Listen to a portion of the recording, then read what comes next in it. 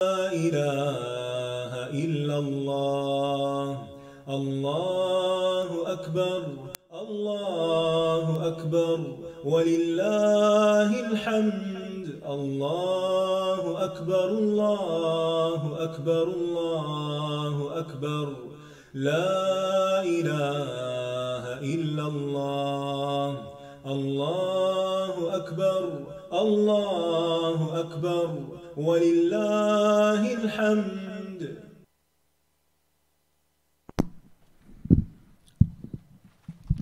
السلام علیکم ورحمۃ اللہ وبرکاتہ. نحمده ونصلی علی رسولہ الکریم، اما بعد فاعوذ باللہ من الشیطان الرجیم، بسم اللہ الرحمن الرحیم. رب اشرح لی صدری ویسر لی امری واحلل عقدۃ من لسانی یفقہوا قولی.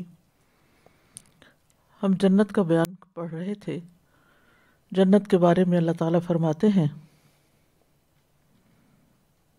وَأُزْلِفَتِ الْجَنَّةُ لِلْمُتَّقِينَ غَيْرَ بَعِيدٍ هَذَا مَا تُوعَدُونَ لِكُلِّ أَوَّابٍ حَفِيظٍ مَنْ خَشِيَ الرَّحْمَنَ بِالْغَيْبِ وَجَاءَ بِقَلْبٍ مُنِيبٍ ادخلوها بسلام ذلك يوم الخلود لهم ما يشاءون فيها ولدينا مزيد.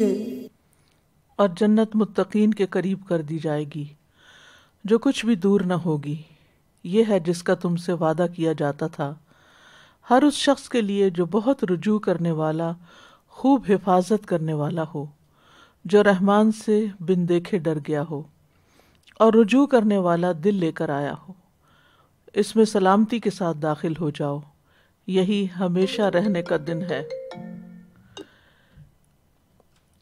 یہی ہمیشہ رہنے کا دن ہے. ان کے لیے جو کچھ وہ چاہیں گے اس میں ہوگا، اور ہمارے پاس مزید بھی ہے.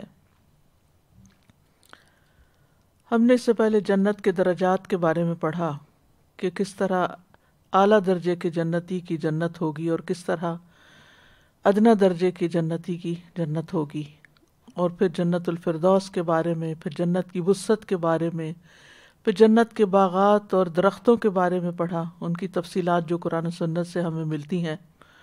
پھر جنت میں درخت لگانے والے اعمال کے بارے میں پڑھا. پھر جنت کے پھلوں کے بارے میں پڑھا کہ کس کس قسم کے اور کتنے بڑے بڑے پھل ہوں گے. آج ہم انشاءاللہ جنت کے سمندر، نہریں اور چشموں کے بارے میں پڑھیں گے. جنت میں دودھ، پانی، شہد اور شراب کے سمندر بھی ہیں اور نہریں بھی ہیں. سورۃ محمد آیت نمبر 15 میں اللہ تعالیٰ فرماتے ہیں، مثل الجنة التي وعد المتقون فيها أنهار من ماء غير آسن وأنهار من لبن لم يتغير طعمه وأنهار من خمر لذة للشاربين وأنهار من عسل مصفى وَلَهُمْ فِيهَا مِن كُلِّ الثَّمَرَاتِ وَمَغْفِرَةٌ مِّن رَّبِّهِمْ. اس جنت کا حال جس کا وعدہ متقی لوگوں سے کیا گیا ہے یہ ہے کہ اس میں کئی نہریں ایسے پانی کی ہیں جو بگڑنے والا نہیں، اور کئی نہریں دودھ کی ہیں جس کا ذائقہ نہیں بدلا، اور کئی نہریں شراب کی ہیں جو پینے والوں کے لیے لذیذ ہے، اور کئی نہریں خوب صاف کیے ہوئے شہد کی ہیں. یعنی صرف 4 نہریں نہیں بلکہ ان 4 چیزوں میں سے ہر ایک کی پھر آگے نہریں ہیں. یعنی ان کے اندر بھی پھر شاید کئی رنگ اور کئی ٹیسٹ ہوں گے۔ نبی صلی اللہ علیہ وسلم نے فرمایا جنت میں دودھ کے سمندر، پانی کے سمندر، شہد کے سمندر اور شراب کے سمندر ہوں گے جن سے ان کے بعد نہریں پھوٹیں گی، یعنی ان سمندروں کے اندر سے نہریں پھوٹیں گی، اور یہ بہتی ہوئی نہریں ہوں گی۔ سورۃ یونس میں فرمایا ان الذين آمنوا وعملوا الصالحات يهديهم ربهم بإيمانهم تجري من تحتهم الأنهار في جنات النعيم۔ بے شک جو لوگ ایمان لائے اور انہوں نے نیک اعمال کیے، ان کا رب ان کے ایمان کی وجہ سے ان کی رہنمائی کرے گا، یعنی ایمان قیمتی چیز ہے، یعنی جنت کی طرف رہنمائی کرے گا۔ ان کے نیچے سے نعمت کے باغوں میں نہریں بہتی ہوں گی، یعنی نہریں چل رہی ہوں گی، بہہ رہی ہوں گی، یہ پانی سٹل نہیں ہوگا، ایک جگہ رکا ہوا نہیں ہوگا۔ پھر اسی طرح ان نہروں کے بارے میں بھی آتا ہے کہ یہ خوشبودار پہاڑوں سے بہہ رہی ہوں گی، یعنی وہاں سے گزریں گی۔ رسول اللہ صلی اللہ علیہ وسلم نے فرمایا جنت کی نہریں مشک کے ٹیلوں یا پہاڑوں کے نیچے سے نکلیں گی۔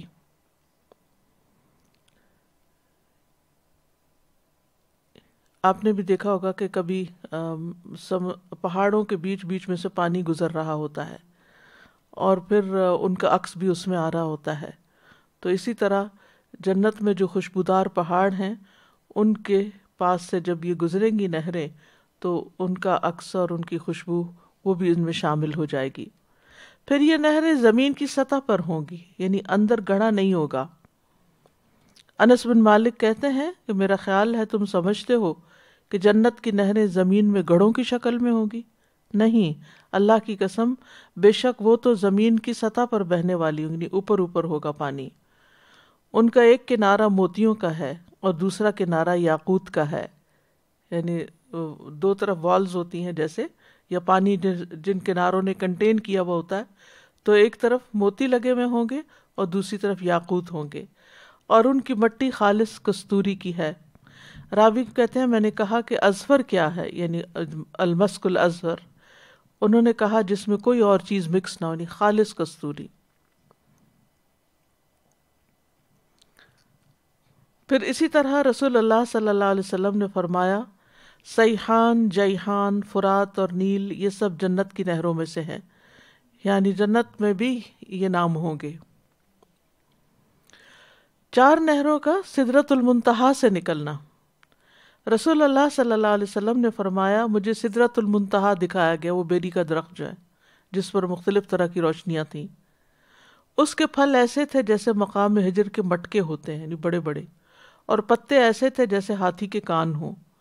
اس کی جڑ سے 4 نہریں نکلتی تھیں، 2 نہریں تو باطنی تھیں، 2 ظاہری تھیں، یعنی جو 2 نظر نہیں آ رہی تھیں اور 2 نظر آ رہی تھیں۔ میں نے جبریل علیہ السلام سے پوچھا تو انہوں نے بتایا جو 2 باطنی نہریں ہیں وہ تو جنت میں ہیں، اور 2 ظاہری دنیا میں نیل اور فرات ہیں۔ پھر جنت میں چشمے بھی ہوں گے۔ سورۃ الدخان میں اللہ تعالیٰ فرماتے ہیں ان المتقین فی مقام امین فی جنات وعیون۔ پرہیزگار لوگ امن کی جگہ میں ہوں گے، باغوں اور چشموں میں ہوں گے، یہ چشمے بہتے ہوئے ہوں گے۔ سورۃ الرحمن میں فرمایا فیہما عینان تجریان۔ ان دونوں میں 2 چشمے ہیں جو بہہ رہے ہیں۔ پھر یہ چشمے جوش مارنے والے بھی ہوں گے، یعنی فوارے کی شکل میں بھی ہوں گے۔ ایک وہ چشمہ ہوتا ہے نا کہ جو جیسے پہاڑوں سے نکل کے پانی آ رہا ہوتا ہے اور زمین پہ بہہ رہا ہوتا ہے، اور ایک وہ ہوتا ہے جو فوارہ سا ہوتا ہے، نیچے سے پانی گش کر کے اوپر کو جاتا ہے۔ سورۃ الرحمن 66 میں فرمایا فیہما عینان نضاختان۔ ان دونوں میں جوش مارتے ہوئے 2 چشمے ہیں۔ نیک لوگ چشموں کو جہاں چاہیں گے بہا کر لے جائیں گے۔ سورۃ الانسان میں فرمایا إن الأبرار يشربون من كأس كان مزاجها كافورا عينا يشرب بها عباد الله يفجرونها تفجيرا. بلا شبہ نیک لوگ ایسے جام پیئیں گے جس میں کافور ملا ہوا ہوگا، وہ ایک چشمہ ہے جس سے اللہ کے بندے پیئیں گے، وہ اسے بہا کر لے جائیں گے، خوب بہا کر لے جانا، یعنی جدھر وہ جائیں گے اس کو ساتھ ساتھ بہا لیں گے. یفجرونہا تفجیرہ کے 3 معنی کیے ہیں مفسرین نے. نمبر 1 یہ کہ وہ جہاں چاہیں گے اس کو ہانک کے لے جائیں گے. دوسرا یہ کہ وہ اسے جس کے ساتھ چاہیں گے ملا لیں گے، یعنی جو بھی چیز اس کے اندر مزید ڈالنا چاہیں گے ڈال لیں گے. نمبر 3 جنت میں جہاں سے چاہیں گے اس کی نہر نکال لیں گے، یعنی وہ ان کے لیے حاضر کر دی جائے گی. پھر جنت کے محلات اور خیمے. جنت کے گھر بلند و بالا ہیں، اونچے ہیں. سورۃ العنکبوت میں فرمایا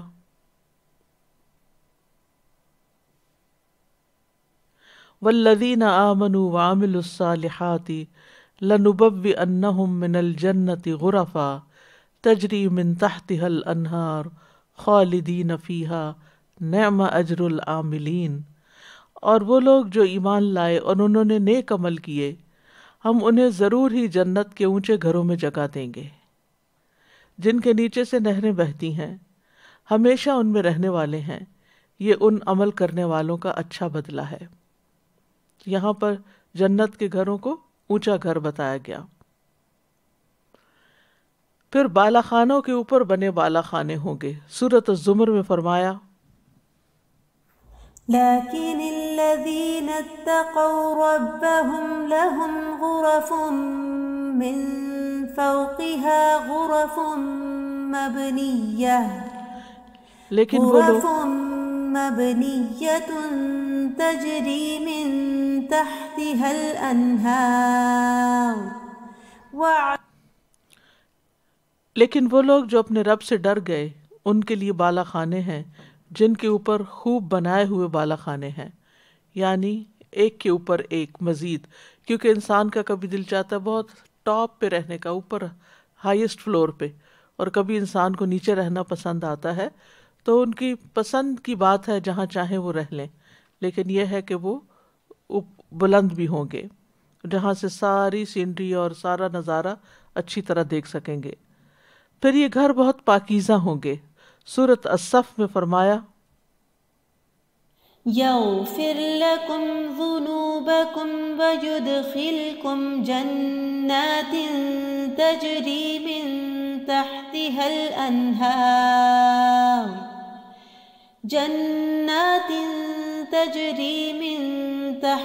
الأنهار ومساكن طيبة في جنات عدن ذلك الفوز العظیم. اور رہنے کی پاکیزہ جگہوں میں جو ہمیشہ رہنے کے باغوں میں ہیں، یہی بہت بڑی کامیابی ہے. پھر امن والے گھر ہوں گے. سورۃ سبا میں فرمایا وما اموالكم ولا اولادكم بالتي تقربكم عندنا زلفى إلا من آمن وعمل صالحا فأولئك لهم جزاء الضعف بما عملوا وهم في الغرفات آمنون. اور نہ تمہارے مال ایسے ہیں اور نہ تمہاری اولاد جو تمہیں ہمارے ہاں قرب میں نزدیک کر دیں، مگر جو شخص ایمان لایا اور اس نے نیک عمل کیا تو یہی لوگ ہیں جن کے لیے دگنا بدلہ ہے اس کے عوض جو انہوں نے عمل کیا، اور وہ بالا خانوں میں بے خوف ہوں گے. مراد اس سے یہ ہے کہ مال اور اولاد بھی جب ہی فائدہ دیتے ہیں جب انسان کے پاس ایمان ہو اور وہ خود بھی نیک عمل کرتا ہو. مثلاً ایک انسان کا ایمان ہی نہیں ہے، وہ کفر پر ہے، اور نہ ہی اس کے عمل اچھے ہیں، تو اس کی اولاد چاہے کتنی بھی اچھی ہو، اس کا مال کتنی بھی چیریٹی میں جا رہا ہو، لیکن اگر ایمان نہیں، نیک عمل نہیں، تو اس کی یہ چیزیں بھی اس کو فائدہ نہیں دیں گی۔ لیکن ایمان اور عمل صالح کے ساتھ پھر مال اور اولاد بھی انسان کے اگر اچھے کام میں لگے ہوئے ہوں تو اس کو فائدہ دیں گے۔ پھر سونے، چاندی، یاقوت اور موتیوں سے مزین گھر ہوں گے۔ ابو ہریرہ کہتے ہیں کہ جنت کی دیوار سونے اور چاندی کی اینٹ سے بنی ہوئی ہے اور اس کی سیڑھیاں یاقوت اور موتیوں کی ہوں گی، تو ان کا کمبینیشن آپ دیکھیں کتنا خوبصورت ہوگا۔ جنت کے خیموں کی خوبصورتی اور وسعت کے بارے میں صحیح مسلم میں ایک روایت آتی ہے، رسول اللہ صلی اللہ علیہ وسلم نے فرمایا، جنت میں مومن کے لیے ایک کھوکھلے موتی کا بنا خیمہ ہے، یعنی موتی اندر سے خالی ہوگا اور وہی اس کا خیمہ ہوگا، جس کی لمبائی 60 میل ہے۔ اس کے ہر گوشے میں مومن کے لیے ایسے اہل ہیں جن میں وہ چکر لگائے گا اور وہ ایک دوسرے کو نہیں دیکھیں گے۔ اسی طرح ابن عباس سے روایت ہے کہ خیمہ خولدار موتی کا ہوگا، 3 میل لمبا اور 3 میل چوڑا ہوگا، اس کے 4000 سونے کے کواڑ ہوں گے۔ کواڑ کہتے ہیں جیسے دروازے جو دو حصوں میں بٹے ہوئے ہوتے ہیں، تو ایک حصے کو کواڑ کہتے ہیں، ہو سکتا ہے دوسرا چاندی کا ہو، بہرحال 4000 سونے کے کواڑ ہوں گے، یعنی اس کی اتنی زیادہ ایگزٹس ہوں گی یا کھڑکیاں کہہ لیں، جیسے آپ نے دیکھا ہوگا کہ جیسے محلات کے چھوٹے چھوٹے وہ زیادہ جی پارچز سے، جی، تو یہ یعنی اس سے اس کے ڈیزائننگ پہ فرق پڑتا ہے نا، جس طرح کے بنائے جائیں تو وہ خوبصورت، دیکھنے میں بھی بہت خوبصورت ہوں گے۔ اہل جنت جنت میں داخل ہونے سے پہلے ہی جنت میں گھر کی جگہ پہچان لیں گے کہ انہوں نے کہاں جانا ہے، کوئی قیاس نہیں ہوگا۔ سورۃ محمد میں فرمایا،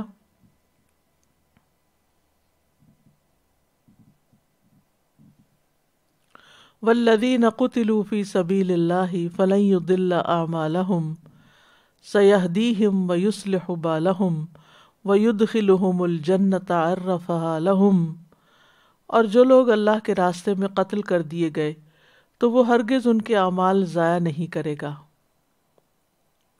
وہ ضرور انہیں راستہ دکھائے گا اور ان کا حال درست کر دے گا، اور انہیں اس جنت میں داخل کرے گا جس کی اس نے انہیں پہچان کرا دی ہے۔ اور ایک معنی اس کا یعنی عرفہا کا ایک معنی خوشبو لگانا بھی ہے۔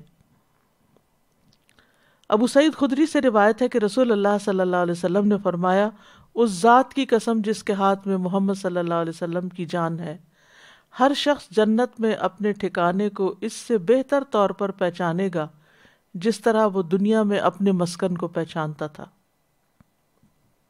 یعنی دنیا میں ہر شخص کو پتہ ہوتا ہے کہ اس کا گھر کہاں ہے، چھوٹے چھوٹے بچوں کو بھی ایڈریس یاد کروا دیتے ہیں، پہچان کروا دیتے ہیں، اور جب انہیں شروع میں نیا نیا گھر پہچان میں آتا ہے تو وہ کہتے ہیں وہ گھر آ گیا، گھر آ گیا، شور مچا دیتے ہیں۔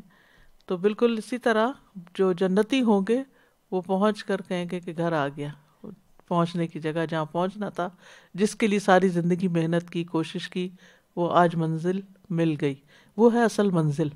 لوگ دنیا میں مختلف چیزوں کو اپنی منزل بنا لیتے ہیں، لیکن دنیا کی ساری منزلیں فانی ہیں، اصل منزل آخرت کی منزل ہے جس تک کوئی پہنچ جائے، اور وہی کامیاب ہے۔ نبی صلی اللہ علیہ وسلم کے موتیوں کے 1000 محل ہوں گے۔ رسول اللہ صلی اللہ علیہ وسلم نے فرمایا، مجھ پر میری امت کے مفتوحہ علاقے پیش کیے گئے، یعنی جہاں جہاں میری امت پہنچے گی، جن علاقوں کو فتح کر لے گی، تو میں بڑا خوش ہوا۔ بس اللہ تعالیٰ نے یہ آیت نازل کی، وَلَلْآخِرَةُ خَيْرٌ لَكَ مِنَ الْأُولَى سے لے کر وَلَسَوْفَ يُعْطِيكَ رَبُّكَ فَتَرْضَىٰ، کہ تمہارے لیے آخرت دنیا سے بہتر ہے، اور ضرور تمہارا رب تمہیں وہ کچھ عطا کرے گا کہ تم راضی ہو جاؤ گے۔ اللہ تعالیٰ نے آپ کو جنت میں موتیوں کے 1000 محلات دیے ہیں جن کی مٹی کستوری ہے، اور یعنی مسک نہیں، کستوری مسک ہی ہوتا ہے، کچھ نہیں، کچھ اور ہوتا ہے، آئی تھنک کستوری مسک ہی ہے، اور ہر ایک محل میں وہی کچھ ہے جو اس کے لوازمات میں سے ہے، یعنی ہر چیز ہوگی وہاں پر۔ اسی طرح حضرت خدیجہ کے بارے میں آتا ہے کہ ان کو اللہ سبحانہ تعالیٰ نے جنت کے محل کی خوشخبری دی تھی۔ صحیح بخاری میں ہے، اسماعیل کہتے ہیں کہ میں نے عبداللہ بن ابی اوفا رضی اللہ عنہما سے پوچھا، کیا نبی صلی اللہ علیہ وسلم نے خدیجہ رضی اللہ عنہا کو خوشخبری دی تھی؟ انہوں نے فرمایا ہاں، جنت میں ایسے محل کی خوشخبری دی تھی جو ایک موتی سے بنا ہوگا، سنگل پیس ہوگا، جس میں نہ کوئی شور و غل ہوگا اور نہ ہی اس میں کسی قسم کی مشقت ہوگی۔ اب دیکھیں کہ دنیا کے جیسے گھر ہیں یا مختلف جگہ ہوتی ہیں تو ان میں چھوٹی چھوٹی برکس لگتی ہیں، لکڑی لگتی ہے، یعنی تھاؤزنڈز آف پیسز کو جوڑ کے گھر بنتا ہے۔ ون سنگل پیس کا گھر کوئی نہیں ہے دنیا میں، لیکن حضرت خدیجہ کا محل جو ہے وہ ایک ہی چیز سے بنا ہوگا اور اسی کے اندر شاید کارونگ ہوگی اور کھڑکیاں اور دروازے اور جو بھی ہے اسی کے اندر سے ہی نکلا ہوا ہوگا۔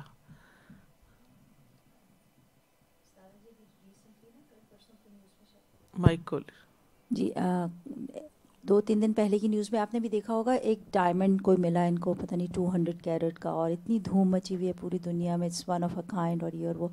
تو میں سوچ رہی تھی کہ وہ تو صرف ایک 200 کیرٹ کا، یہاں پہ دیکھیں کہ پورا اس کے اندر محل ہے، اور پھر خاص اس کی خوبی یہ ہے کہ اس میں کوئی شور و غل نہیں ہوگا، ساؤنڈ پروف ہوگا۔ یعنی بعض اوقات آپ اچھے سے اچھا گھر بنا لیتے ہیں لیکن کہیں پانی کا شور آ رہا ہے، کہیں گیزر، کہیں اس کا ہیٹنگ کا، کبھی کولنگ کا، ایئر کنڈیشنر کا، کبھی چلنے کا، کبھی کھانا پکنے کا، کبھی کسی چیز کا، یعنی کوئی نہ کوئی چیز جو ہے انسان کو بادر کرتی رہتی۔ کبھی باہر سے شور آنا شروع ہو جاتا ہے، یعنی گھر کے اندر نہیں ہوتا تو باہر سے شور شروع ہو جاتا ہے، کبھی ہوا کے چلنے کا، کبھی کسی بارش برسنے کا۔ تو لیکن یہ کہ وہاں پر جہاز گزرنے کا ابھی تو بڑے چین ہے الحمدللہ، کبھی ایمبولینس، کبھی پولیس، کبھی کوئی، تو لیکن وہاں پر مکمل سکون ہوگا، حقیقی سکون کی جگہ ہے وہ۔ پھر حضرت عمر رضی اللہ عنہ کا محل، بخاری کی روایت ہے، ابو ہریرہ رضی اللہ عنہ کہتے ہیں کہ ایک دفعہ ہم رسول اللہ صلی اللہ علیہ وسلم کے پاس تھے تو آپ نے فرمایا میں نے بحالت نیند خود کو جنت میں دیکھا، کیا دیکھتا ہوں وہاں ایک عورت محل کے گوشے میں وضو کر رہی ہے۔ میں نے پوچھا یہ محل کس کا ہے؟ فرشتوں نے جواب دیا یہ عمر بن خطاب کا ہے رضی اللہ عنہ۔ مجھے ان کی غیرت کا خیال آیا تو میں پیچھے کی طرف واپس آ گیا، اس پر عمر رضی اللہ عنہ رو پڑے۔ عرض کیا اللہ کے رسول کیا میں آپ پر غیرت کر سکتا ہوں، یعنی جیلس ہو سکتا ہوں؟ آپ کچھ کہنا چاہتے ہیں یہاں تک؟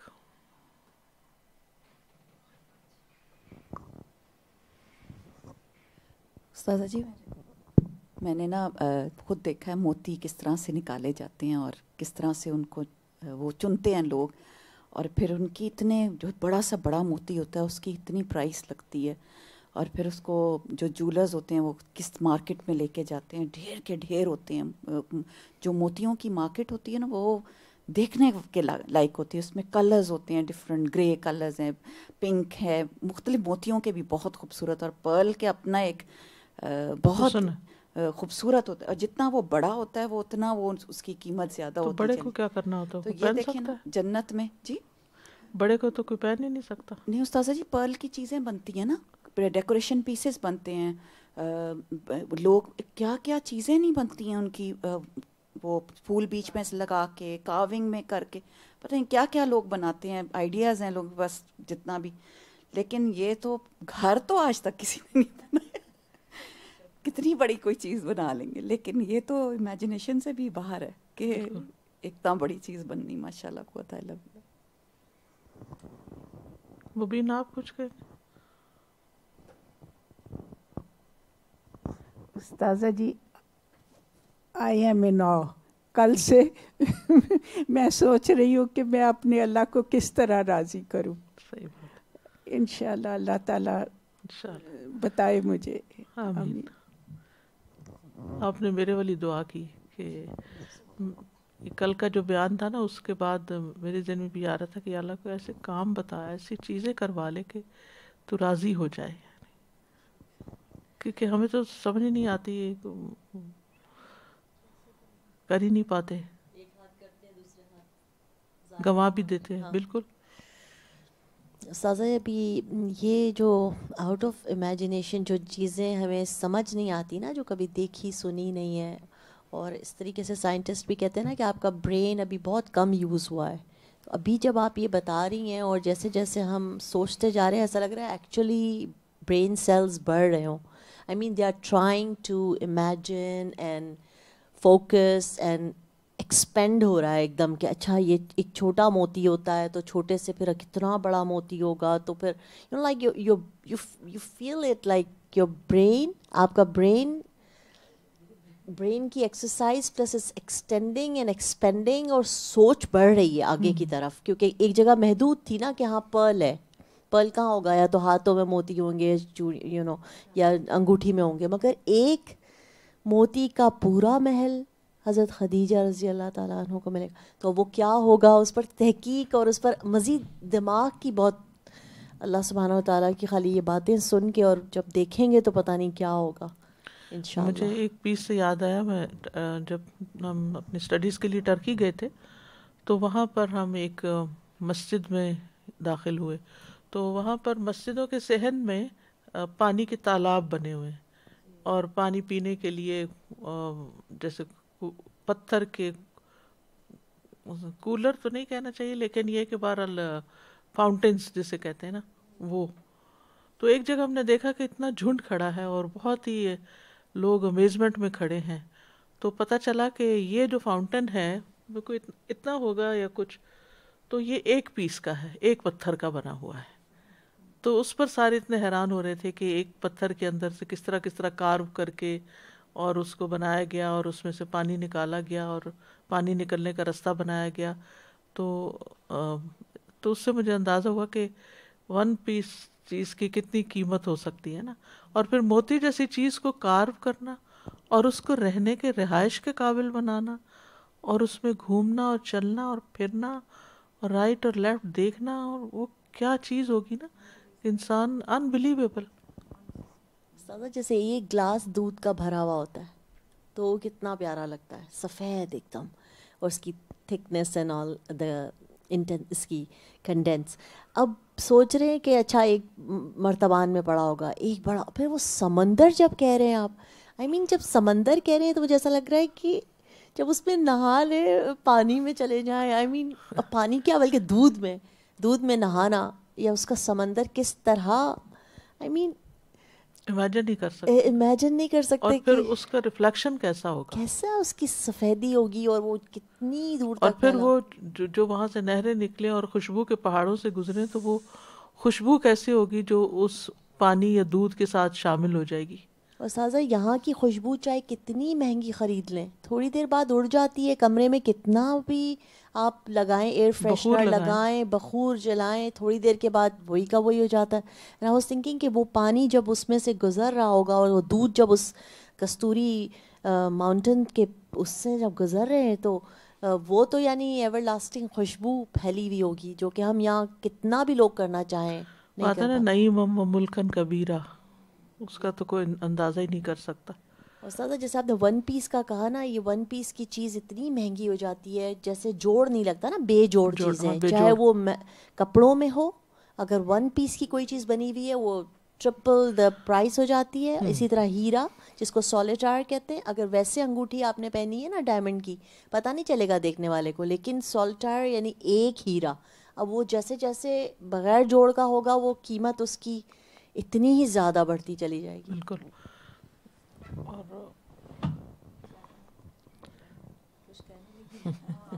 ذہن سے نہیں. استاد جی میں یہ جو نہروں یہ کہیں بھی لے جائیں تو مجھے خیال آ رہا تھا کہ ابھی پکنک وغیرہ پلان کریں تو کتنا کچھ اٹھا کے لے کے جانا پڑتا ہے، اور وہ اسی لیے پکنک بھی رہ جاتی ہے، کتنا یعنی اس کے لیے اتنا پہلے محنت کرنی ہوگی، کرنا پڑے گا. تو یہ بس اس کو اشارہ کرو اور ساتھ ساتھ آپ کا دل چاہ رہا ہے جہاں چاہیں گے وہیں پر ہی وہ اس کی نہر، یعنی پینے میں روک ٹوک نہیں ہوگی نا، یعنی تھوڑا بہت نہیں، جگ یا صرف گلاس یا کپ ہی نہیں، بلکہ وہ پورا فلو کر رہا ہوگا. ان چاروں چیزوں کی کتنی اہمیت ہے. تو یہاں پہ دنیا میں بھی ہمارے ان چاروں چیزوں کی بہت اہمیت ہے، دودھ کی، شہد بالکل. کی. اور میں دیکھ رہی تھی کہ سب سے پہلے پانی کا ذکر ہے، پھر اس کے بعد دودھ کا ذکر ہے، پھر اس کے بعد شراب کا ذکر ہے، پھر شہد کا. یعنی جیسے جیسے ان کی وہ لذت یا ان کی اہمیت ہے اس کے مطابق. ان کے تحفے بھی نایاب. اپنے کمرے میں اگر ہمیں ویو چاہیے ہوتا ہے تو کتنے ایکسٹرا پیسے دینے پڑتے ہیں ہمیں ہوٹل کے لیے، چاہے وہ کعبہ ویو ہو، چاہے وہ نائگرا فالز کے کمرے سے. بالکل ایکسٹرا پیسے. بالکل. وہاں پہ آپ جو ویو چاہیں گے اپنے محل میں دیکھیں. آئی مین لائک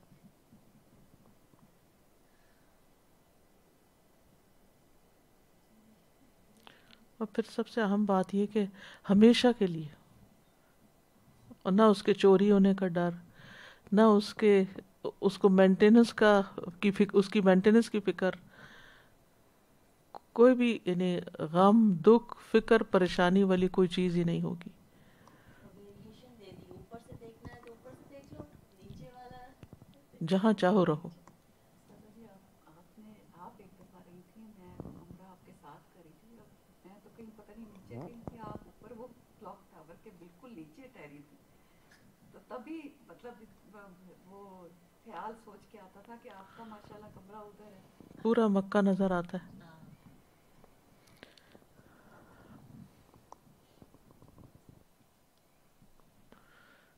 تو جنت کے خوبصورت گھر پانے کے لیے کچھ اعمال کی ضرورت ہے. سب سے پہلے ایمان اور انبیاء کی تصدیق، اللہ پر ایمان اور انبیاء کی تصدیق.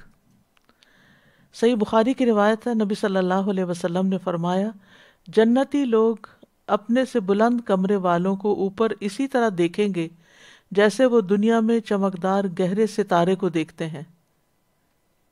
جنتی لوگ اپنے سے بلند کمرے والوں کو، یعنی جن کے محلات اوپر ہوں گے، وہ اس طرح دیکھیں گے، اتنے اونچے جتنے دور گہرا ستارہ نظر آتا ہے، جو آسمان کے مشرقی یا مغربی کنارے میں بہت دور ہوتا ہے، اتنا اونچا.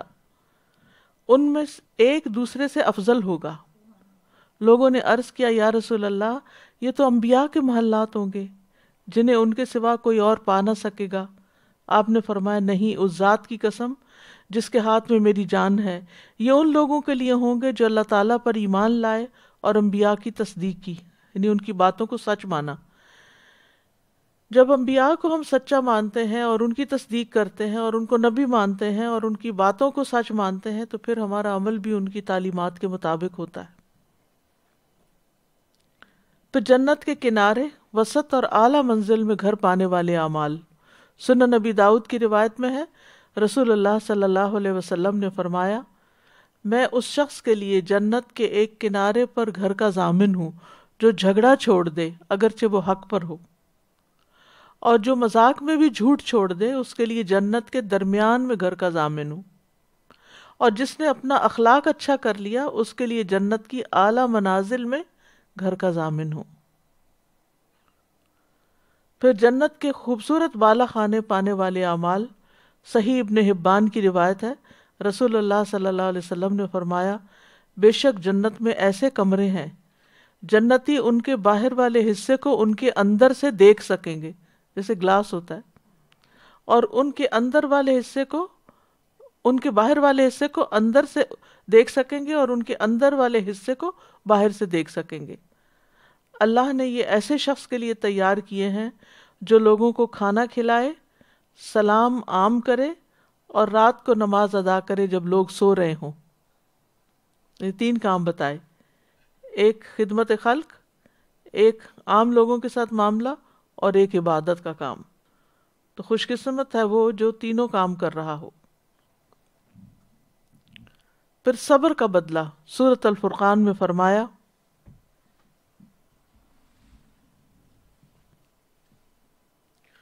اولئک یجزون الغرفۃ بما صبروا، ان لوگوں کو جزا میں بالا خانہ دیا جائے گا اس لیے کہ انہوں نے صبر کیا۔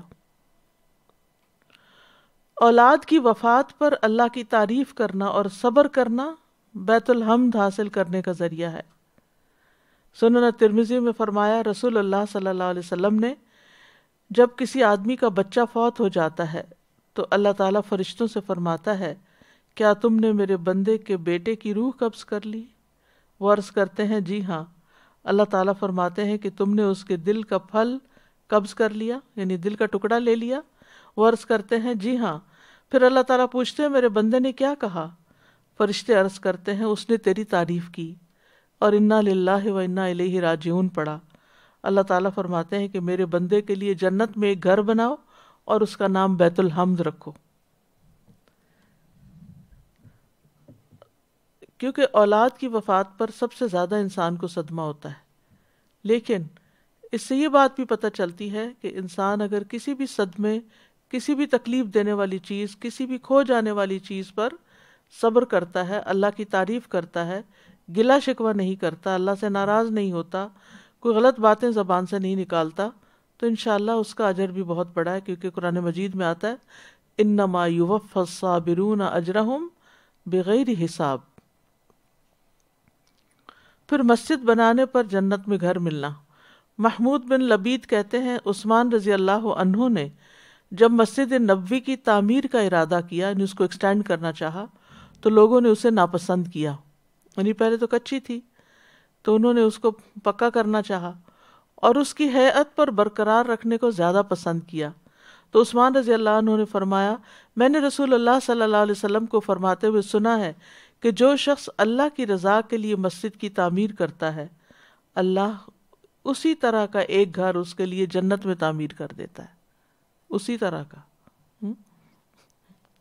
یعنی پھر کوشش یہ کرنی چاہیے کہ اچھی سے اچھی اور خوبصورت سے خوبصورت مسجد بنوائی جائے، صرف خانہ پوری نہ کی جائے۔ لیکن اگر کسی کی توفیق نہیں ہے بڑی مسجد بنانے کی تو اس کا یہ مطلب نہیں ہے کہ وہ چھوٹی بھی نہ بنائے، اس میں اخلاص زیادہ شامل کر لے، کیونکہ حدیث میں آتا ہے پرندے کے گھونسلے کے برابر مسجد بنانے پر بھی جنت میں گھر ملنا ہے۔ رسول اللہ صلی اللہ علیہ وسلم نے فرمایا کہ جس نے اللہ کے لیے کبوتر کے گھونسلے کے برابر یا اس سے بھی چھوٹی مسجد بنائی، اللہ اس کے لیے جنت میں گھر بنائیں گے۔ تو مطلب یہ ہے کہ چاہے مسجد اتنی چھوٹی تو نہیں ہوتی، لیکن یہ کہ جیسے ایک اینٹ بھی لگا دی، یعنی کوئی حصہ ہی ڈال دیا اس میں، تو انشاءاللہ اس پر بھی اجر ہے۔ پھر اسی طرح صف کا شگاف پر کرنے پر درجہ بلند ہونا۔ حضرت عائشہ رضی اللہ عنہ کہتی ہیں کہ رسول اللہ صلی اللہ علیہ وسلم نے فرمایا جس نے صف کے شگاف کو پر کیا، یعنی نماز پڑھنے کھڑے ہوئے بیچ میں سے کوئی نکل کے چلا گیا تو فوراً ساتھ مل گیا، اللہ اس کے لیے جنت میں گھر بنائے گا اور ایک درجہ بلند کرے گا اس کا۔ پھر بازار میں داخل ہونے کی دعا پڑھنا۔ تو اس میں آپ دیکھ رہے ہیں کہ جنت میں جانے کے لیے چھوٹے چھوٹے کام بھی ہیں اور بڑے بڑے کام بھی ہیں، جو جس کا بس چلے کر لے۔ سنن ابن ماجہ کی روایت ہے رسول اللہ صلی اللہ علیہ وسلم نے فرمایا جو شخص بازار میں داخل ہوتے وقت یہ دعا پڑھ لے، لا الہ الا اللہ وحدہ لا شریک لہ لہ الملک ولہ الحمد یحیی ویمیت وہو حی لا یموت بیدہ الخیر کلہ وہو علی کل شیء قدیر، تو اللہ اس کے لیے 10 لاکھ نیکیاں لکھ دیتا ہے اور اس کے 10 لاکھ گناہ معاف کر دیتا ہے اور اس کے لیے جنت میں ایک گھر تعمیر کرتا ہے۔ لیکن بازار جا کر کسی کو یاد رہے تو پھر ہے نا، یا اس نے یہ دعا یاد کی ہوئی ہو تو پھر کچھ کہنا چاہیے؟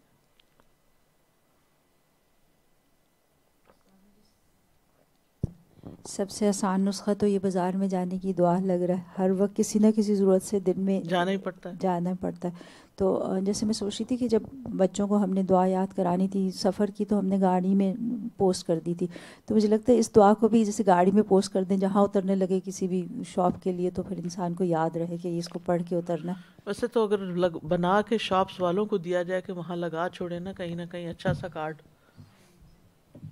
استاذہ جی اس میں گاڑی میں بھی لگا سکتے ہیں، اپنی گاڑی میں ہی نکلتے وقت اپنی گاڑی میں سب سے پہلے لگا سکتے ہیں۔ وہی کہہ رہی ہیں انشاءاللہ۔ جی انشاءاللہ تعالی۔ دوسرا یہ تھا کہ کھانے کے آج کل اس طرح، کیونکہ کوئی اور لیتا نہیں کھانا، بچا ہوا بھی اور کسی کو دیتے ہوئے بھی بہت ڈر لگتا ہے، لوگوں نے پھینکنا بہت شروع کر دیا اور اتنا ضائع کرنا شروع کر دیا. پھر میں نے دوبارہ جس کو میں دیکھا میں نے اس کو یہی کہا کہ کھانے کی اہمیت اتنی ہے، نہ پھینکیں نہ پھینکیں. کہنے لگے کیا کر لیں.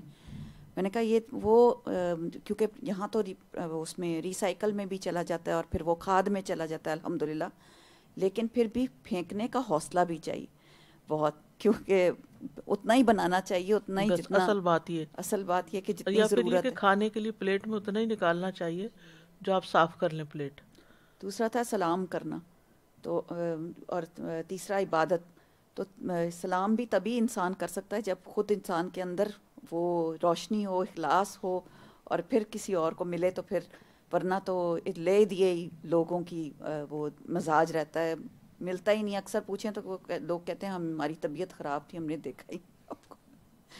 تو یہ بھی اب آج کل یہ جو کوارنٹین کی وجہ سے ویسے اتنے لوگ ایک دوسرے سے الگ ہو گئے ہیں، اور وہ پھر سلام بھی کم ہو گیا، اور منہ بند ہونے کی وجہ سے میرا خیال میں زیادہ ہی منہ بند ہو ویسے گئے. دیکھنے اخلاق اسمائل تو ویسے ہی بند ہو گئی. پھر یہ سنتیں تھوڑی کم ہو گئی ہیں، ہمیں دوسری سنتیں بڑھا دینی چاہیے. اسمائل نہیں دکھ رہی یا ہاتھ نہیں ملا پا رہے. بالکل.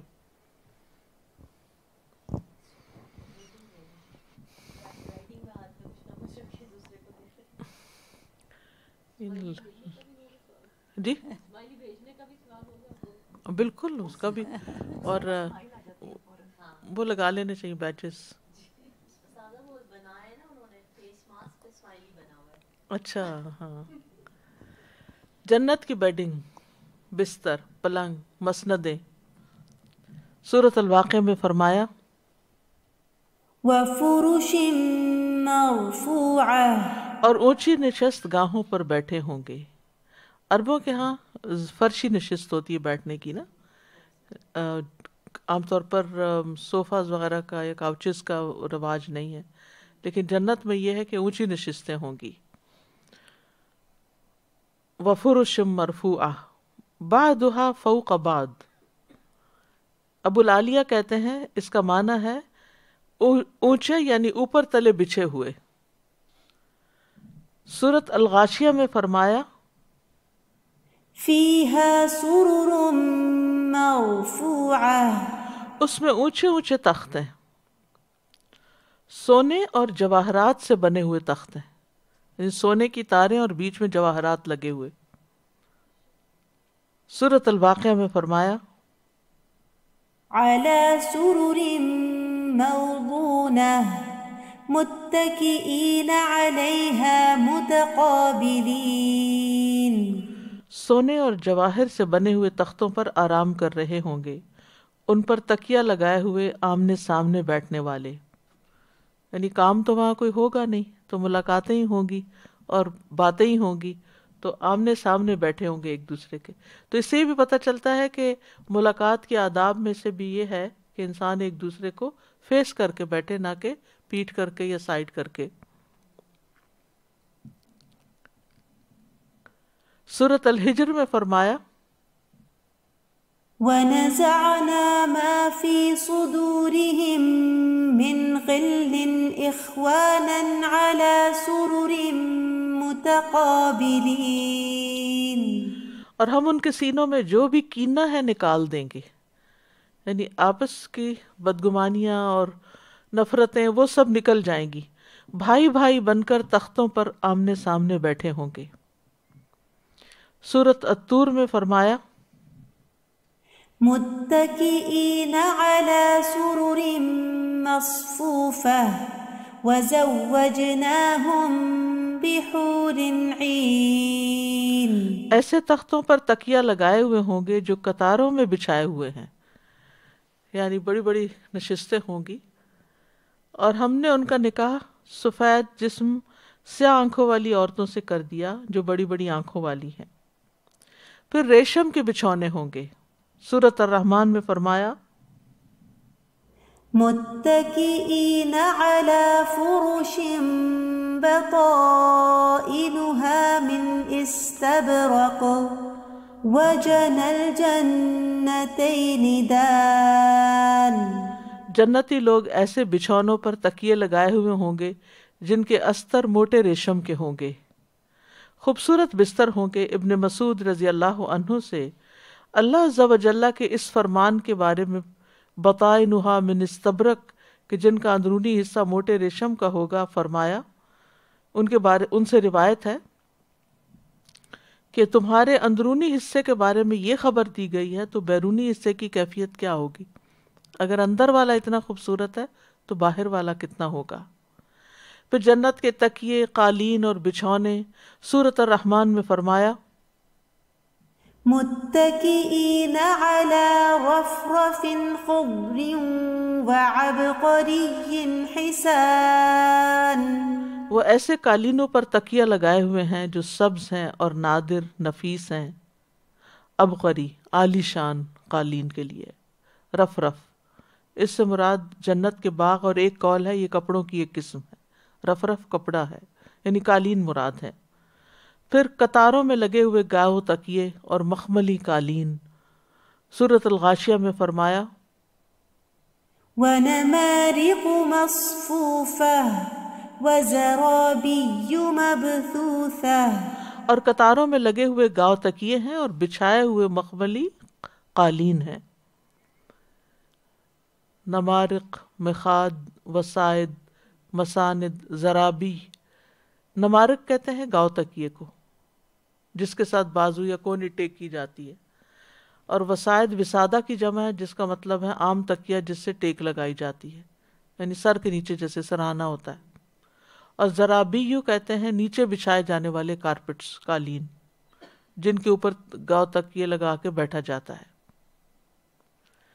پھر اہل جنت کا لباس ہے، ریشم کا لباس ہوگا۔ سورۃ الحج میں فرمایا يحلون فيها من أساور من ذهب ولؤلؤا ولباسهم فيها حرير، اور ان کا لباس اس میں ریشم ہوگا، باریک اور موٹے ریشم کے کپڑے ہوں گے۔ سورۃ الدخان میں فرمایا يلبسون من سندس واستبرق متقابلين، باریک اور گاڑھے ریشم کا لباس پہنے آمنے سامنے بیٹھے ہوں گے، یعنی ملاقات کے وقت اچھے ڈریس اپ ہوں گے۔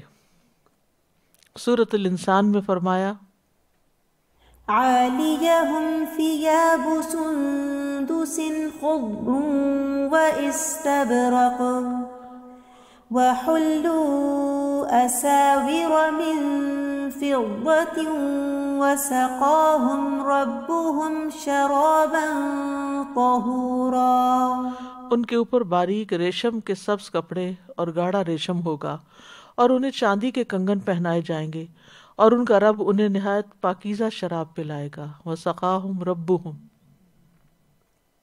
یعنی خود پینے کا بھی ہوگا، پھر کپس خود پہنچ بھی جائیں گے، پھر رب خود بھی پلائے گا۔ ریشم سبز رنگ کا ہوگا۔ سورۃ الکہف میں فرمایا أولئك لهم جنات عدن تجري من تحتهم الأنهار يحلون فيها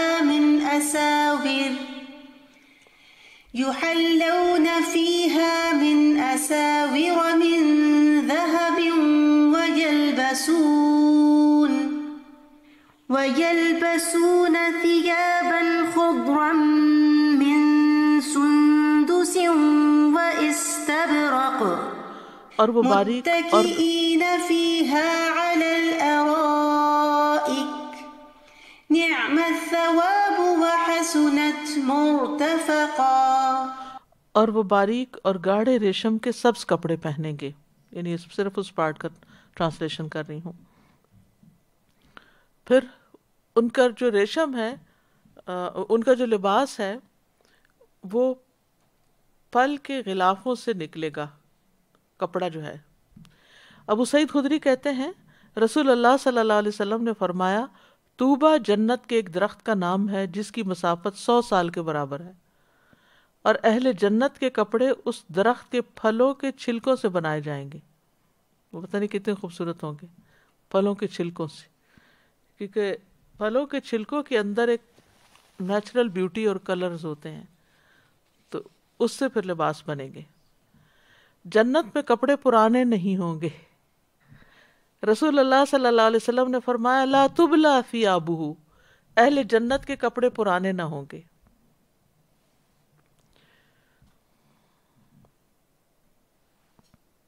جنت کے رومال خوبصورت ہوں گے۔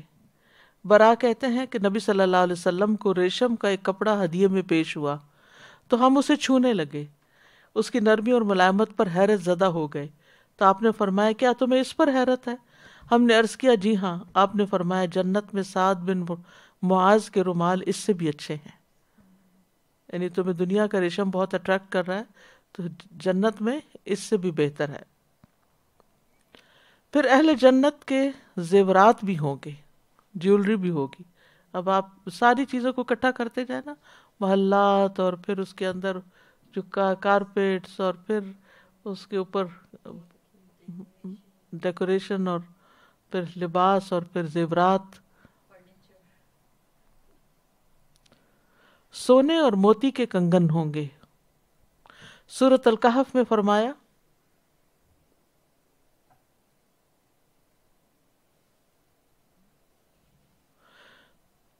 اولئک لہم جنات عدن تجری من تحتہم الانہار یحلون فیہا من اساور من ذہب ویلبسون ثیابا خضرا من سندس واستبرق متکئین فیہا علی الارائک نعم الثواب وحسنت مرتفقا۔ یہی لوگ ہیں جن کے لیے ہمیشگی کے باغات ہیں، جن کے نیچے سے نہریں بہتی ہیں، اور ان میں انہیں کچھ کنگن سونے کے پہنائے جائیں گے اور وہ باریک اور گاڑھے ریشم کے سبز کپڑے پہنیں گے۔ ان میں تختوں پر تکیے لگائے ہوں گے، اچھا بدلہ ہے اور اچھی آرام گاہ ہے۔ دنیا میں تو اچھے کپڑے پہن کے تو پھر اکڑ کے ہی بیٹھنا پڑتا ہے کہ ان کی استری خراب نہ ہو جائے اور ان کی فال خراب نہ ہو جائے، لیکن وہاں پر تکیے لگا کے بھی بیٹھیں گے تو وہ کپڑے خراب نہیں ہوں گے۔ سورۃ الحج میں فرمایا يحلون فيها من أساور من ذهب ولؤلؤا ولباسهم فيها حرير۔ بے شک اللہ ان لوگوں کو جو ایمان لائے اور انہوں نے نیک اعمال کیے ایسے باغوں میں داخل کرے گا جن کے نیچے سے نہریں بہتی ہیں، انہیں اس میں کچھ سونے کے کنگن پہنائے جائیں گے اور موتی بھی، اور ان کا لباس اس میں ریشم ہوگا۔ سورۃ فاطر میں فرمایا يحلون فيها من أساور من ذهب ولؤلؤا ولباسهم فيها حرير۔ جنات عدن يدخلونها یحلون فیہا من اساور من ذہب ولؤلؤا ولباسهم فیہا حریر۔ ہمیشگی کے باغات جن میں وہ داخل ہوں گے، ان میں انہیں سونے کے کنگن اور موتی پہنائے جائیں گے، ان کا لباس ان میں ریشم ہوگا، پھر موتیوں کے ہار بھی ہوں گے۔ رسول اللہ صلی اللہ علیہ وسلم نے فرمایا مجھے جنت میں لے جایا گیا، میں نے دیکھا کہ اس میں موتیوں کے ہار ہیں۔ میں سوچ رہی تھی کہ جیسے مدینہ جاتے ہیں نا تو دکانوں پہ زیورات سجے ہوئے ہوتے ہیں، تو نبی صلی اللہ علیہ وسلم نے پتہ نہیں کس شکل میں موتیوں کے ہار دیکھے ہوں گے، وہاں کیسا ڈسپلے ہوگا۔ سونے اور چاندی کی کنگھیاں ہوں گی۔ رسول اللہ صلی اللہ علیہ وسلم نے فرمایا ان کے برتن سونے کے ہوں گے، ان کی کنگھیاں سونے اور چاندی کی ہوں گی، اور ان کی انگیٹھیوں کا ایندھن عود ہوگا۔ عود یعنی کہ بخور جلایا جائے گا۔ پھر اہل جنت کے برتن سونے کے برتن۔ سورۃ زخرف میں فرمایا يطاف عليهم بصحاف من ذهب وأكواب وفيها ما تشتهيه الأنفس وتلذ الأعين وأنتم فيها خالدون۔ ان کے سامنے سونے کی پلیٹوں اور ساغر کا دور چلے گا، اور وہاں وہ سب کچھ موجود ہوگا جو دلوں کو بھائے اور آنکھوں کو لذت بخشے، اور تم وہاں ہمیشہ رہو گے۔ یہاں پر لفظ صحاف استعمال ہوا ہے۔ صحاف صحفت ان کی جمع ہے، اور یہ پیالے کے لیے استعمال ہوتا ہے جس کا کنڈا نہیں ہوتا۔ کپ میں تو چائے کا کپ جو ہوتا ہے، کپ ساسر، اس میں تو سائڈ سے پکڑتے ہیں کنڈے سے، جی ہینڈل جو اس کا ہوتا ہے، لیکن یہ ہے کہ جو صحاف یا صحفہ ہے وہ گول پیالہ ہو، جیسے بچپن میں وہ گاؤں وغیرہ میں دیکھتے تھے نا، پیالوں میں چائے پیتے تھے جس کے نیچے تھوڑی سی وہ بیس بھی بنی ہوتی تھی۔ تو لیس کہتے ہیں صحفہ ایک پیالہ ہوتا ہے جس کی اوپر والی سطح چوڑی ہوتی ہے، یعنی اوپر سے کھلا اور نیچے سے تنگ۔ جی، پھر سونے چاندی کے برتن ہوں گے۔ حذیفہ کہتے ہیں میں نے نبی صلی اللہ علیہ وسلم کو فرماتے ہوئے سنا کہ آپ نے فرمایا ریشم اور دیباج نہ پہنو، اور نہ سونے چاندی کے برتنوں میں ہی کچھ پیو، اور نہ ان کی پلیٹوں میں کچھ کھاؤ، کیونکہ یہ چیزیں دنیا میں ان کے لیے ہیں اور ہمارے لیے آخرت میں ہیں۔ پھر مختلف قسم کے برتن ہوں گے۔ سورۃ الواقعہ میں آتا ہے يطوف عليهم ولدان مخلدون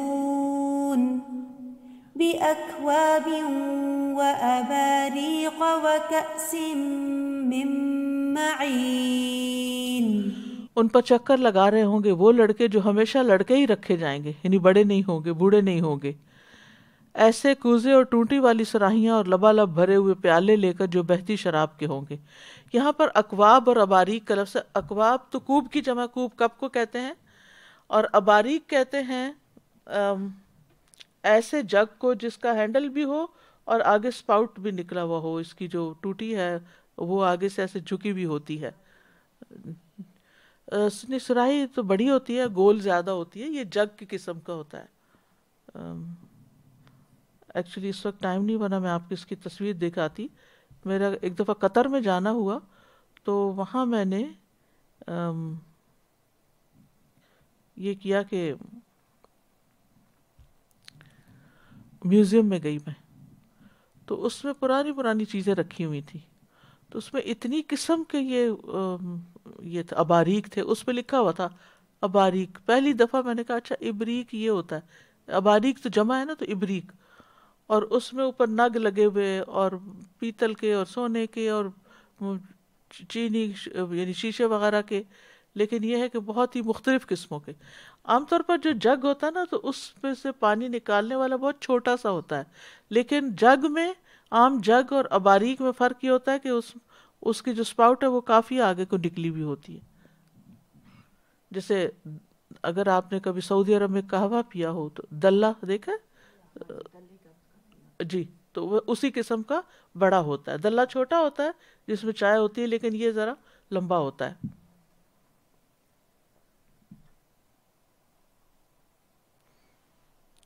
پھر چاندی اور شیشے کے برتن ہوں گے۔ سورۃ الدہر میں فرمایا وَيُطَافُ عَلَيْهِمْ بِآنِيَةٍ مِّن فِضَّةٍ وَأَكْوَابٍ كَانَتْ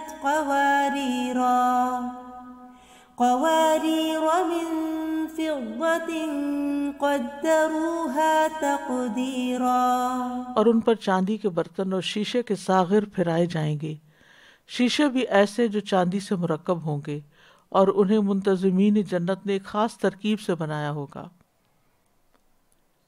یعنی جنت کے گلاس چاندی کے بنے ہوں گے لیکن شیشے کی طرح کرسٹل کلیئر ہوں گے، اندر کی چیز باہر سے نظر آئے گی۔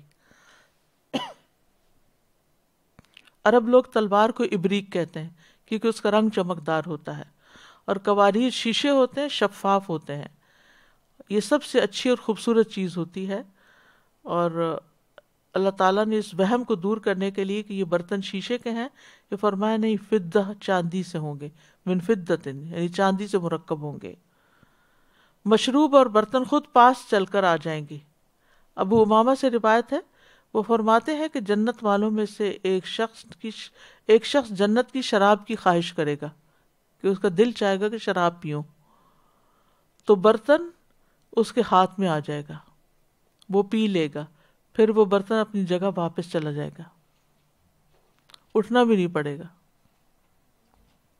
آپ کہیں پر بھی ہوں آپ کو سروس فراہم کر دی جائے گی۔ پھر اہل جنت کا رزق جو ہے صبح و شام رزق ملے گا، وَلَهُمْ رِزْقُهُمْ فِيهَا بُكْرَةً وَعَشِيًّا، اور ان کے لیے اس میں ان کا رزق صبح اور شام ہوگا، خوب مزے میں کھائیں پیئیں گے۔ سورۃ الطور میں آتا ہے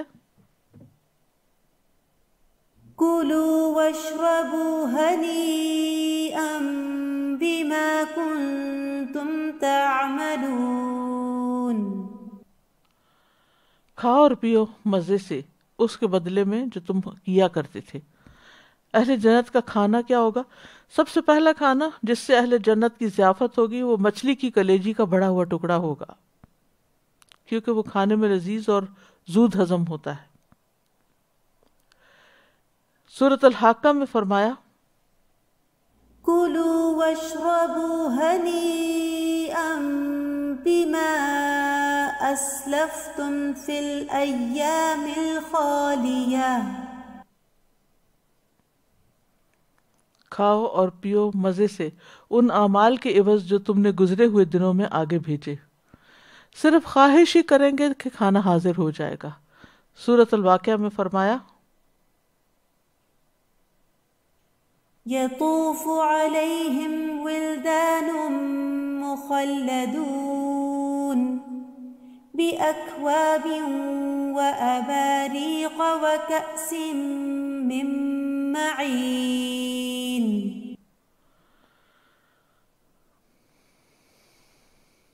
بأكواب وأباريق وكأس من معين۔ پرندوں کا گوشت جو وہ چاہیں گے انہیں ملے گا، وَلَحْمِ طَيْرٍ مِّمَّا يَشْتَهُونَ۔ ابو امامہ کہتے ہیں کہ جنتی شخص جنت کے پرندوں میں سے ایک پرندہ کھانے کی خواہش کرے گا اور اس کے ہاتھ میں پکا ہوا ٹکڑے کیا ہوا آ گرے گا۔ جنت کے پرندے بھی موٹے موٹے ہوں گے۔ دنیا میں تو اگر پرندے کا گوشت کھائیں تو کچھ ہاتھ نہیں آتا۔ فرمایا جنت میں اونٹوں کی گردنوں کے برابر پرندے ہوں گے جو درختوں میں چرتے پھریں گے۔ ابو بکر رضی اللہ عنہ نے عرض کیا یا رسول اللہ پھر تو وہ پرندے خوب صحت مند ہوں گے۔ آپ نے فرمایا انہیں کھانے والے ان سے بھی زیادہ صحت مند ہوں گے۔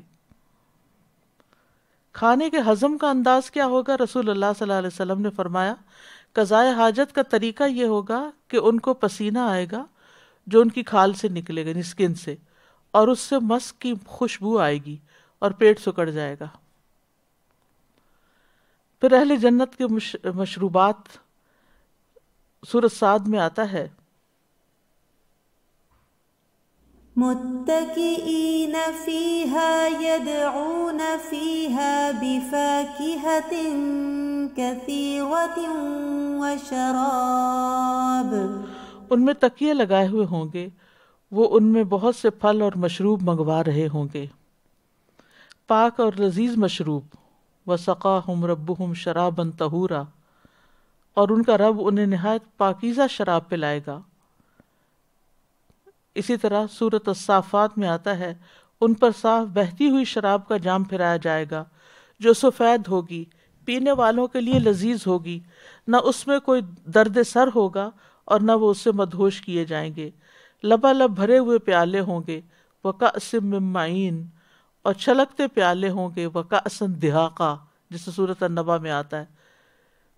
پھر زنجبیل کا جام ہوگا، وَيُسْقَوْنَ فِيهَا كَأْسًا كَانَ مِزَاجُهَا زَنجَبِيلًا عَيْنًا فِيهَا تُسَمَّى سَلْسَبِيلًا، اور اس میں انہیں ایسا جام پلایا جائے گا جس میں سونٹ ملی ہوئی ہوگی، وہ اس میں ایک چشمہ ہے جس کا نام سلسبیل رکھا جاتا ہے۔ وہاں کی شراب بھی بہت خالص ہوگی۔ سورۃ مطففین میں فرمایا یسقون من رحیق مختوم ختامہ مسک وفی ذلک فلیتنافس المتنافسون، انہیں ایسی خالص شراب پلائی جائے گی جس پر مہر لگی ہوئی ہوگی، اسٹیمپڈ، سیلڈ، اس کی مہر کستوری کی ہوگی، اور اس کو حاصل کرنے میں ان لوگوں کو مقابلہ کرنا لازم ہے، اور جو جس کس چیز کے حاصل کرنے میں مقابلہ کرتے ہیں. وفی ذالک فلیتنافس المتنافسون. لیکن یعنی جنت کی شراب اگر چاہیے تو پھر دوڑ لگانی پڑے گی، کچھ کرنا پڑے گا اور تبھی ہاتھ آئے گی. وآخر دعوانا ان الحمد للہ رب العالمین. سبحانک اللہم وبحمدک اشہد ان لا الہ الا انت استغفرک واتوب الیک. السلام علیکم ورحمۃ اللہ وبرکاتہ. اللهم صل على محمد وعلى آل محمد كما صليت على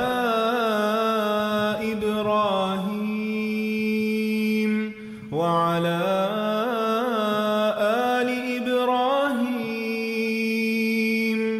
إنك حميد مجيد. اللهم بارك على محمد وعلى آل محمد كما باركت على إبراهيم وعلى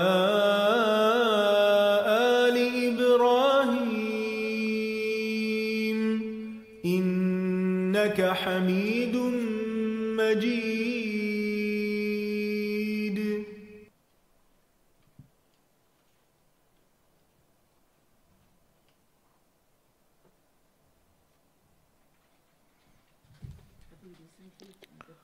دسمبر میں گئی تھی نا تو میں ایک شادی پہ